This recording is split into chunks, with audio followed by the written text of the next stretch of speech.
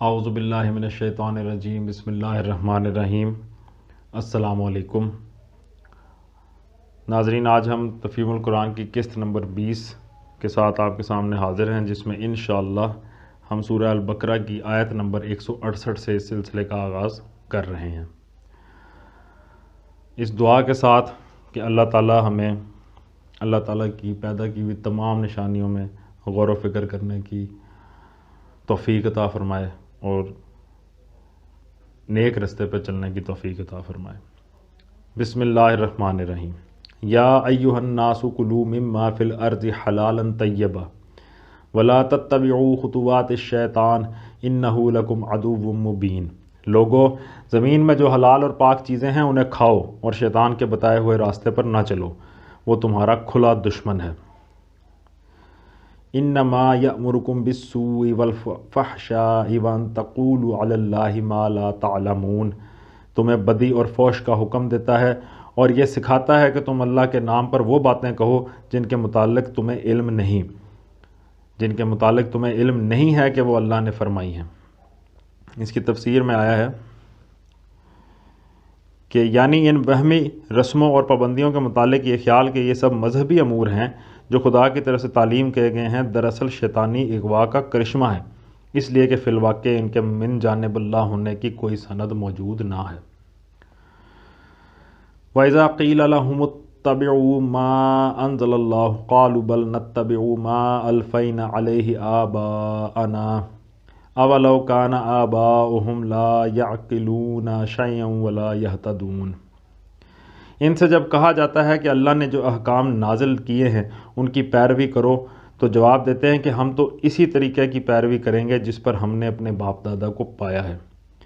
اچھا، اگر ان کے باپ دادا نے عقل سے کچھ بھی کام نہ لیا ہو اور راہ راست نہ پائی ہو تو کیا پھر بھی یہ انہی کی پیروی کیے چلے جائیں گے؟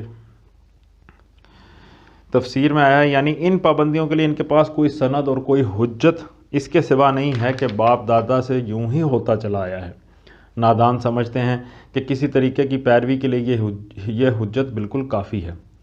اس تمثیل کے دو پہلو ہیں، ایک یہ کہ ان لوگوں کی حالت ان بے عقل جانوروں کی سی ہے جن کے گلے اپنے اپنے چرواہوں کے پیچھے چلے جاتے ہیں اور بغیر سمجھے بوجھے ان کی صداؤں پر حرکت کرتے ہیں، اور دوسرا پہلو یہ ہے کہ ان کو دعوت و تبلیغ کرتے وقت ایسا محسوس ہوتا ہے کہ گویا جانوروں کو پکارا جا رہا ہے جو فقط آواز سنتے ہیں مگر کچھ نہیں سمجھتے کہ کہنے والا ان سے کیا کہتا ہے۔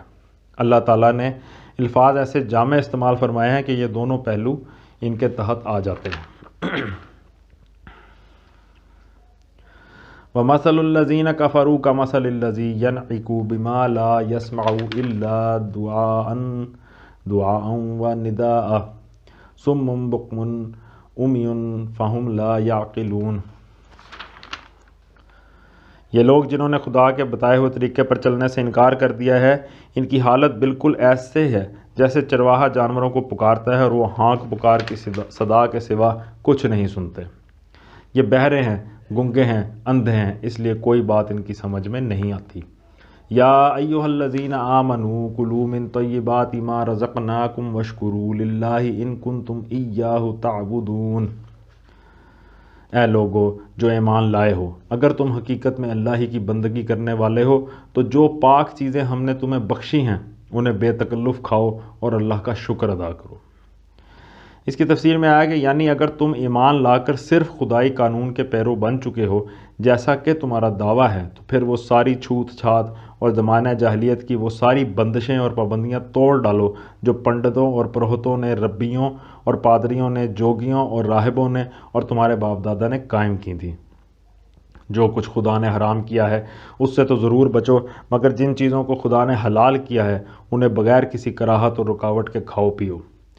اسی مضمون کی طرف نبی صلی اللہ علیہ وآلہ وسلم کی وہ حدیث بھی اشارہ کرتی ہے جس میں آپ نے فرمایا کہ جس نے وہی نماز پڑھی جو ہم پڑھتے ہیں اور اسی قبلے کی طرف رخ کیا جس کی طرف ہم رخ کرتے ہیں اور ہمارے ذبیحے کو کھایا، وہ مسلمان ہے۔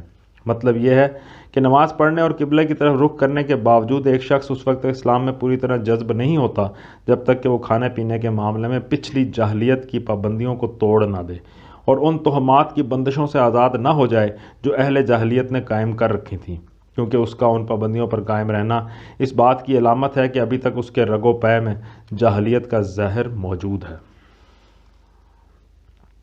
انما حرم علیکم المیتۃ والدم ولحم الخنزیر وما اہل بہ لغیر اللہ فمن اضطر غیر باغ ولا عاد فلا اثم علیہ ان اللہ غفور الرحیم۔ اللہ کی طرف سے اگر کوئی پابندی تم پر ہے تو وہ یہ ہے کہ مردار نہ کھاؤ، خون سے اور سور کے گوشت سے پرہیز کرو، اور کوئی ایسی چیز نہ کھاؤ جس پر اللہ کے سوا کسی اور کا نام لیا گیا ہو۔ ہاں، جو شخص مجبوری کی حالت میں ہو اور ان میں سے کوئی چیز کھا لے بغیر اس کے کہ وہ قانون شکنی کا ارادہ رکھتا ہو یا ضرورت کی حد سے تجاوز کرے تو اس پر کچھ گناہ نہیں۔ اللہ بخشنے والا اور رحم کرنے والا ہے۔ تفسیر میں آیا کہ اس کا اطلاق اس جانور کے گوشت پر بھی ہوتا ہے جسے خدا کے سوا کسی اور کے نام پر ذبح کیا گیا ہو، اور اس کھانے پر بھی ہوتا ہے جو اللہ کے سوا کسی اور کے نام پر بطور نظر کے پکایا جائے۔ حقیقت یہ ہے کہ جانور ہو یا غلہ یا اور کوئی کھانے کی چیز، دراصل اس کا مالک اللہ تعالیٰ ہی ہے، اور اللہ ہی نے وہ چیز ہم کو عطا کی ہے، لہٰذا اعتراف نعمت یا صدقہ یا نظر و نیاز کے طور پر اگر کسی کا نام ان چیزوں پر لیا جا سکتا ہے تو وہ صرف اللہ ہی کا نام ہے۔ اس کے سوا کسی دوسرے کا نام لینا یہ معنی رکھتا ہے کہ ہم خدا کے بجائے خدا کے ساتھ اس کی بالا تری بھی تسلیم کر رہے ہیں اور اس کو بھی منعم سمجھتے ہیں۔ اس آیت میں حرام چیز کے استعمال کرنے کی اجازت 3 شرطوں کے ساتھ دی گئی ہے۔ ایک یہ کہ واقعی مجبوری کی حالت ہو، مثلاً بھوک یا پیاس سے جان پر بن گئی ہو یا بیماری کی وجہ سے جان کا خطرہ ہو، اور اس حالت میں حرام چیز کے سوا اور کوئی چیز میسر نہ ہو۔ دوسرے یہ کہ خدا کے قانون کو توڑنے کی خواہش دل میں موجود نہ ہو۔ تیسرے یہ کہ ضرورت کی حد سے تجاوز نہ کیا جائے، مثلاً حرام چیز کے چند لقمے یا چند قطرے یا چند گھونٹ اگر جان بچا سکتے ہوں تو ان سے زیادہ اس چیز کا استعمال نہ ہونے پائے۔ ان الذین یکتمون ما انزل اللہ من الکتاب ویشترون به ثمنا قلیلا اولئک ما یأکلون فی بطونہم الا النار ولا یکلمہم اللہ یوم القیامۃ ولا یزکیہم ولہم عذاب علیم۔ حق یہ ہے کہ جو لوگ ان احکام کو چھپاتے ہیں جو اللہ نے اپنی کتاب میں نازل کیے ہیں اور تھوڑے سے دنیاوی فائدوں پر انہیں بھینٹ چڑھاتے ہیں، وہ دراصل اپنے پیٹ آگ سے بھر رہے ہیں۔ قیامت کے روز اللہ ہرگز ان سے بات نہ کرے گا، نہ انہیں پاکیزہ ٹھہرائے گا، اور ان کے لیے دردناک سزا ہے۔ تفسیر مطلب یہ ہے کہ عام لوگوں میں یہ جتنے غلط تہمات پھیلے ہیں اور باطل رسموں اور بیجا پابندیوں کی جو نئی نئی شریعتیں بن گئی ہیں، ان سب کی ذمہ داری ان علماء پر ہے جن کے پاس کتاب الہی کا علم تھا، مگر انہوں نے عامہ خلائق تک اس علم کو نہ پہنچایا۔ پھر جب لوگوں میں جہالت کی وجہ سے غلط طریقے رواج پانے لگے تو اس وقت بھی وہ ظالم منہ میں گھنگنیاں ڈالے بیٹھے رہے، بلکہ ان میں سے بہتوں نے اپنا فائدہ اسی میں دیکھا کہ کتاب اللہ کے احکام پر پردہ ہی پڑا رہے۔ یہ دراصل ان پیشواؤں کے جھوٹے دعووں کی تردید اور ان غلط فہمیوں کا رد ہے جو انہوں نے عام لوگوں میں اپنے متعلق پھیلا رکھی ہے۔ وہ ہر ممکن طریقے سے لوگوں کے دلوں میں یہ خیال بٹھانے کی کوشش کرتے ہیں، اور لوگ بھی ان کے متعلق ایسا ہی گمان رکھتے ہیں کہ ان کی ہستیاں بڑی ہی پاکیزہ اور مقدس ہیں، اور جو ان کا دامن گرفتہ ہو جائے گا اس کی سفارش کر کے وہ اللہ کے ہاں اسے بخشوا لیں گے۔ جواب میں اللہ فرماتا ہے کہ ہم انہیں ہرگز منہ نہ لگائیں گے اور نہ انہیں پاکیزہ قرار دیں گے۔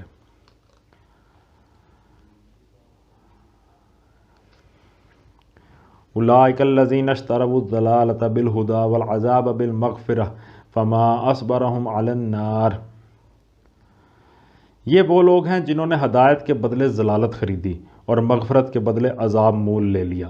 کیسا عجیب ہے ان کا حوصلہ کہ جہنم کا عذاب برداشت کرنے کے لیے تیار ہیں۔ ذالک بأن اللہ نزل الکتاب بالحق وإن الذین اختلفوا فی الکتاب لفی شقاق بعید۔ یہ سب کچھ اس وجہ سے ہوا کہ اللہ نے تو ٹھیک ٹھیک حق کے مطابق کتاب نازل کی تھی، مگر جن لوگوں نے کتاب میں اختلافات نکالے وہ اپنے جھگڑوں میں حق سے بہت دور نکل گئے۔ لیس البر ان تولوا وجوہکم قبل المشرق والمغرب ولکن البر من آمن باللہ والیوم الآخر والملائکۃ والکتاب والنبیین وآت المال علی حبہ ذوی القربى والیتامى والمساکین وابن السبیل والسائلین وفی الرقاب وأقام الصلاة وآت الزکاة والموفون بعہدہم اذا عاہدوا والصابرین فی البأساء والضراء وحین الباس اولئک الذین صدقوا واولئک هم المتقون۔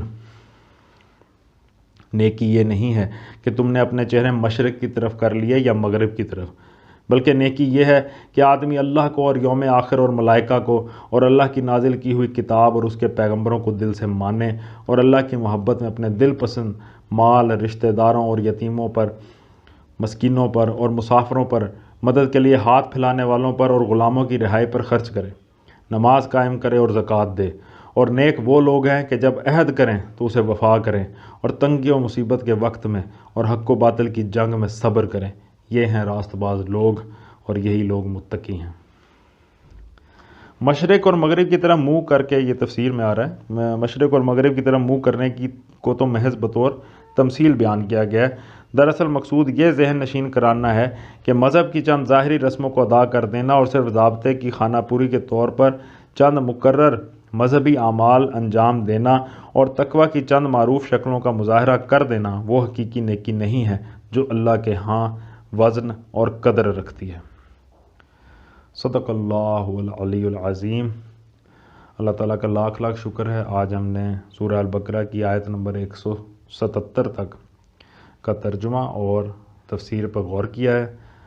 اللہ تعالیٰ ہماری غلطیوں کوتاہیوں کو معاف فرمائے اور ہمیں نیک کام کرنے کی توفیق عطا فرمائے۔ اس دعا کے ساتھ آپ لوگوں کا بہت بہت شکریہ۔ اللہ حافظ۔